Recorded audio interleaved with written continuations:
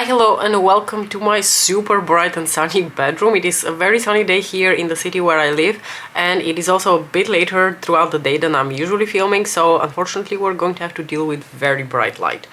I wanted to come back and do a look with the last Wycon eyeshadow that I haven't still demoed for you, and that is this beautiful shadow here that I forgot the name of. It is the number 09, and it is a beautiful sparkly dark green eyeshadow, and the eye look is actually going to be 100% inspired by my nails. I have these really beautiful mani, like super simple to do. So a couple of you asked about my nails in the previous video. Guys, I don't do anything complicated. I do gel nails, but I don't really do anything too complicated. So what I have is this dark purpley taupe gray color as a base, and on my accent nails here I have a little bit of a green glitter, and I just thought it's a beautiful combination, so why not execute the exact same look on the eyes. And luckily for me, I actually have a Kiko eyeshadow stick that is the exact same color as my nails. It is a color that I'm not really sure is available anymore. It's this one here in the shade 33, but as you can see, it is the exact color of my nails. So we're going to be matching my nails to my eyeshadow today. But before we get into that, let's just do the rest of the face. I'm going to do the Inglot eyeshadow base as a primer. Also, yes, I sound really nasal because I didn't really get more sick than I was in my previous video. I did not get a fever anymore, so in that respect I was fine. I did get quite congested. Not sick enough to not go to work though, so I did go to work. I did finish my experiment. My experiment was successful, so it was totally worth it. But that's the reason I sound so nasal, in case you were wondering. For my foundation today, I'm going to take the NARS Light Reflecting in the shade Deauville. And to continue on to another topic that we discussed also in my previous video, instead of becoming less curious about the YSL blushes, I'm now more and more intrigued by them, and I'm at the point where I have one of them sitting in my cart. Now, to be fair, it's not really the shade that I want the most, but it is another shade that I'm very interested in. So I don't know if you watched Martina's video. In Australia, all of the shades of these blushes are available, unlike most other countries where only a select number of shades are available. I don't know what's up with that bullshit. I don't know, eventually they will probably release all the shades everywhere, but for whatever reason they are releasing them regionally, and Australia seems to be the only continent on Earth where they have all the 11 shades. Now, Martina, who is situated in Australia, demoed the two shades that I think I'm the most intrigued by. Well, there is a third shade that I'm intrigued by, but there's no way in hell I'm buying all three. I'm just going to pick one. So the three shades that I am interested in are Pink Haze, Nocturnal Nude, and Peachy Nude, because they are all basically Mariam shades. They have some sort of like a peachy, toasty terracotta element to them, so obviously I was intrigued by them. Of course I don't need them, but I'm just really curious to try them. Also because now there's been some controversial opinions here by you in my comments, where one of you said these were on par with the Gucci blushes, and if you've been around my channel for any amount of time, you will know that the Gucci blushes are my current favorite luxury powder blush formula. I'm going to take the Dior Skin Correct in the shade 1 and to conceal under my eyes, and I have 4 shades of that blush formula. I love it so much. And one of you said that the new YSL blushes are on par with the Gucci blushes, and yet another one of you said that they were not, and the Gucci blushes are still superior. So that basically means that at this point I need to try for science. And I don't know why I jumped topics again, I'm sorry. I was talking about Martina's video where she demoed 2 of the shades that I'm deeply interested in, namely the shades Pink Haze and Nocturnal Nude. Now, Pink Haze pulled a little bit pinker on her, and that's one of the reasons I am not 100% sure that that is a shade I want, but at the same time it looks like a really beautiful nude pink, so I'm still very intrigued by Pink Haze. But she also demoed Nocturnal Nude, and Nocturnal Nude, as soon as she put it on her cheeks, I thought, oh my gosh, this is calling my name. This is pulling on all the strings of my freaking heart. For my powder today, I'm going to take Dim Light, the ambient lighting powder from Hourglass. So I loved both shades on her, but I did think that the one that has obviously my preference is the shade Nocturnal Nude. Now, unfortunately, on the Dutch websites where these blushes are available, we only have a total of 9 shades that are even available to us, and out of those 9 shades, Nocturnal Nude is one that is not yet available on any of the stores that I checked. Some of the other ones are available here or there, so it's neither here nor there when it comes to their availability. But the shade Nocturnal Nude, unfortunately, currently I cannot really get anywhere in the Netherlands that I'm aware of. And I would also not get them full price. These will need to go down to 25% off, and I will have to use some voucher to get one of these shades to try, because I'm not paying full price for them. Also, I think my hair has started to look really stupid because it's now at the point where I really need a haircut, like I desperately need a haircut. But I've been postponing going because, you know, it's cold and rainy and unpleasant and I don't want to be outside of the house. But next Friday I finally have an appointment and I literally cannot wait. I'm at the point where I can't look at my hair, it's annoying me so much. I also need to diet, but that's a separate problem that I can do in my house whenever I want. I've just been a bit too lazy. So I have Pink Haze sitting in my cart in one of the stores where we have that shade available, and I am waiting for Nocturnal Nude. Ideally, I would like to go to store and I would like to swatch these, and not only that, I would like to swatch them next to shades that I think might be comparable. Let me grab a bronzer and a blush. I'm going to take the Charlotte Tilbury Sunkissed Glow Bronzer in the shade 1 Fair. So the thing is, when Chanel released their, I don't know, newest collection prior to the spring collection, they had a few new of those like ombre essential shades, and I've been obsessed with the shade Jade Facete that even ended up in my yearly favorites for last year. The other shade that I have from the range is also really gorgeous, that I'm now blanking on the name. It's like this bronzy olivey green shade. Beautiful. But they released a new green shade, like a minty grayish green shade, and that immediately obviously piqued my interest. However, when I was talking to Claudia about this shade, she mentioned that to her that shade looks very similar to a metallic green that is present in the Soleil et Lune Tom Ford quad. So that is in his Wet and Dry formula. It is an older limited edition quad with like that beautiful white packaging. I'm too lazy to take it out to show you because it's irrelevant. But anyway, she mentioned that the two kind of looked similar to her. I'm going to take Alluring Nude from Pat McGrath Labs from the cream blush range. So in the end what I did, instead of blind buying that Chanel shade, I waited specifically for it to be in store, available in store, and I had to go back to the freaking store like 3 times because it took a little bit of time before they showed up in store, but they finally were available. I went prepared, I took my Tom Ford quad with me, I swatched them side by side, and even though the two shades were actually not at all similar, because the shade from Tom Ford was in fact quite much lighter in tone and a little bit more even like gray than the one from Dior, Chanel, excuse me, I still ended up thinking, you know what, I don't really need this new shade from Chanel one bit. So I am planning to do something similar with those YSL blushes, because I can grab the shades that I think might be similar to those and just stick them in my purse, go into store and swatch side by side. The reason I need to do this and I can't do this in store directly is because Gucci is not available like on site in our stores, and I think there are some similar shades there.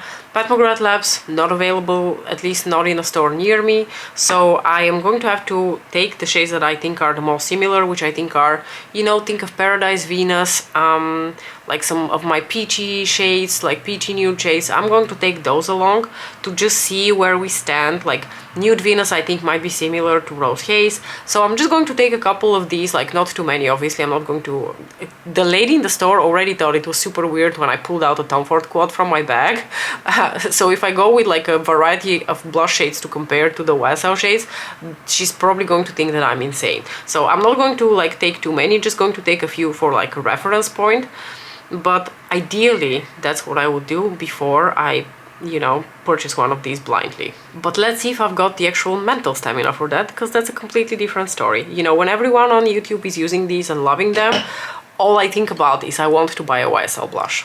I'm just taking whatever is left here on my brush from the Hourglass Ambient Lighting Powder just to set a little bit the cream products. And I'm going to pull out Ozone from Nabla, one of their skin glazing highlighters, in order to highlight a little bit. So that is the whole story with the YSL, the freaking YSL blushes that I had absolutely no interest in, and then some of my favorite people on YouTube started convincing me otherwise. I do think texturally the Victoria Beckham highlighting stick would probably have fit better, but I literally used that in my previous video, so I didn't want to repeat myself too much. But in terms of texture, that highlighter would have fit perfectly. So again, starting off with this Kiko eyeshadow stick in the number 33. And I'm doubting a little bit if I want to draw this directly on my lids, or possibly I want to just apply a little bit of this on the back of my hand. What a perfect match this is for my nails though, right? And maybe just use a fluffy brush to bring that onto the lid. So I'm just going to take this brush and just start picking out the product like this. Let's try it like this, and then if that doesn't work, I'm going to apply some on my lid. I feel like that's maybe going to take a really long time, but at the same time it's really helping with not over applying the shade. Because now I'm applying it quite diffusely, and I think that is basically what I want. So you know what? It might take a little bit longer, but I am going to do this trick. Because again, I don't want to end up with a going out to party in the evening dark smoky eye. I just want like a base color that is similar to my nails to match. Also a really good opportunity for me to show you how beautiful and versatile these Kiko eyeshadow sticks are. I've talked about these before. I don't feature them on my channel as often anymore, like you don't really see them featured anymore, but I very often will use them as like waterline accents, or just as like little liner moments here, and occasionally, not often enough, I think I should actually try to do this more often, use them as like bases for like sparkly eyeshadows. They give you enough time to work in terms of like blending out the shade, but don't take too long because they are going to set, and once they set they don't really go anywhere. That's also one of the reasons I love them so much as liner moments or as waterline accents, because they stay so well.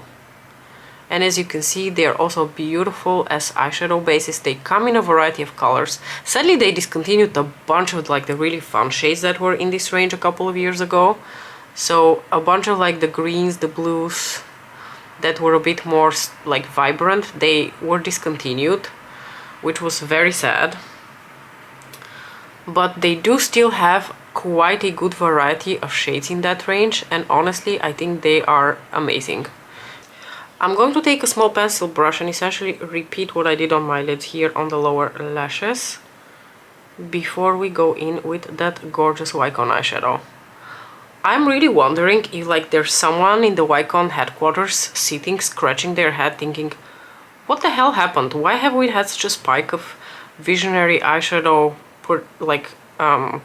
purchases in the last couple of weeks? What happened? Where did people get a wind of these? Because I know a bunch of you ordered these after seeing my video and Claudia's video, so I'm sure there's been like an inexplicable spike in sales of these Visionary eyeshadows, and the people at Wycon are probably wondering, what happened? So now I'm going to take the beautiful Wycon eyeshadow, like I said, in the number 09, I can't remember the name, something with green. I might put it up somewhere on the screen. And I'm going to just use my finger to apply this beautiful shade basically all over the base that we put down from the Kiko eyeshadow stick. That is a very good solution to not using a glitter glue, because this eyeshadow stick from Kiko basically provides a little bit of that tack that will help this eyeshadow to stick enough not to fly around. Oh my gosh, these two are so beautiful together. I think that was a perfect match, not only on my nails but also on my eyes. Look at that. I mean, it is still a fairly dark smoky eye. I don't think I was able to get away from that quite as much as I wanted, because I piled quite a lot of that Visionary eyeshadow as well, which also has a dark base on its own, but I can't be too mad because it just looks so incredibly pretty. I am going to stick with the Wycon eyeshadows for my inner corner, so I'm going to take just a little bit of this beige Kiko eyeshadow stick to pop that here in the inner corners as a base. Once again, to provide a little bit of tack so that the sparkly eyeshadow from Wycon has a little bit of a base to stick to. And I'm going to take the shade Pink Sunrise now, so that is the lightest shade that I have from this range, and apply that here as an inner corner highlight.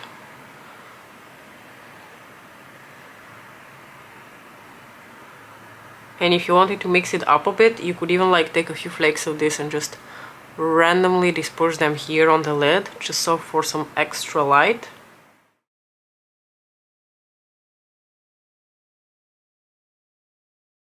Don't know whether Sparkle Moment is going to do much, but I really wanted to shine an artificial light on the green shade, because I think, you know, Sparkle Moment makes all of us so happy.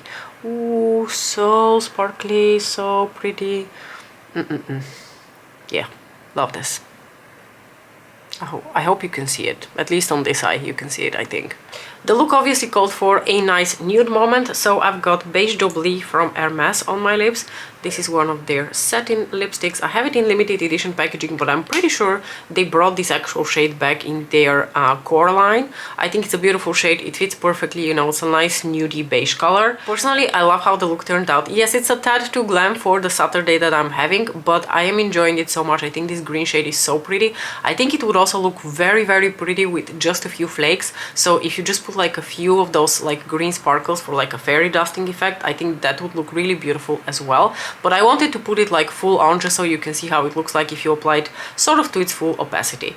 Now, we've tested all of these Wycon eyeshadows. I think it's no secret to anyone that I'm completely enamored with them, and honestly, I'm just hoping that they're going to give us more interesting shades in that range. I'm super grateful to Claudia for finding these and introducing us to them. I'm so grateful to her that I'm like this close to erecting a statue in her honor, because otherwise I would have never known about these eyeshadows. Imagine my life without these eyeshadows. I don't want to imagine my life without them anymore. I'm so happy. They make me so, so happy. And I hope that you guys are enjoying, those of you who bought them, I hope you're enjoying them as well. I can't wait to hear in the comment section which ones from the ones that you bought are your favorite. Do let me know what you thought about this look. As usual, thank you so very much for watching, and I'll see you in the next one. Bye!